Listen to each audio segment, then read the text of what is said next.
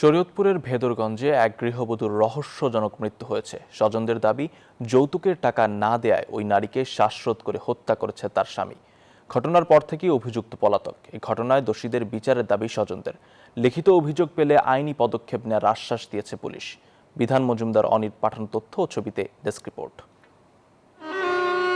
প্রায় ৩ বছর আগে লাল বেনারসি শাখা সিঁদুর পরে অনেক স্বপ্ন নিয়ে এসেছিল শ্বশুরবাড়ি, অথচ এখন নিথর দেহ পড়ে আছে হাসপাতালে। পারিবারিকভাবে বিয়ে হয়েছিল রাজলক্ষ্মী ও চঞ্চলের। এই বিয়েটাই যেন কাল হলো রাজলক্ষ্মীর পরিবারের। চঞ্চল প্রায় তার স্ত্রীকে টাকা ধার আনতে বাবার বাড়ি পাঠাতো, কিন্তু শ্বশুরের কাছে থেকে টাকা ধার এনে তা আর পরিশোধ করত না। রাজলক্ষ্মী টাকা আনতে রাজি না হলে তার ওপর চলত অমানবিক নির্যাতন। বিদেশে যাবে বলে ৪ লাখ টাকা আনতে স্ত্রীকে বাবার বাড়ি পাঠায়। দরিদ্র বাবা টাকা দিতে না পারায় খালি হাতে ফিরে আসে রাজলক্ষ্মী। এর পরদিন সকালেই ঘরে ঝুলন্ত অবস্থায় পাওয়া যায় তার লাশ।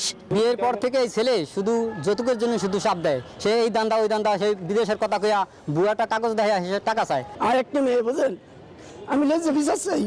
এদিকে একমাত্র মেয়ের এমন মৃত্যু মানতে পারছেন না তার মা। যৌতুকের টাকা দিতে না পারায় মেয়েকে হত্যা করা হয়েছে বলে অভিযোগ তার। ঘটনার পর থেকে অভিযুক্ত পলাতক। বিদেশে যেতে শ্বশুরের কাছে টাকা চাওয়ার বিষয়টি স্বীকার করেছেন অভিযুক্তের মা। আর বাপে দিব না একটা, আর উনি ঘরে এসে দুধ দেয় কাম করছে, গলায় রেশি লাগাইছে। পুলিশ জানায় তদন্ত চলছে, তবে লিখিত অভিযোগ পেলে আইনি পদক্ষেপ নেওয়ার আশ্বাস তাদের।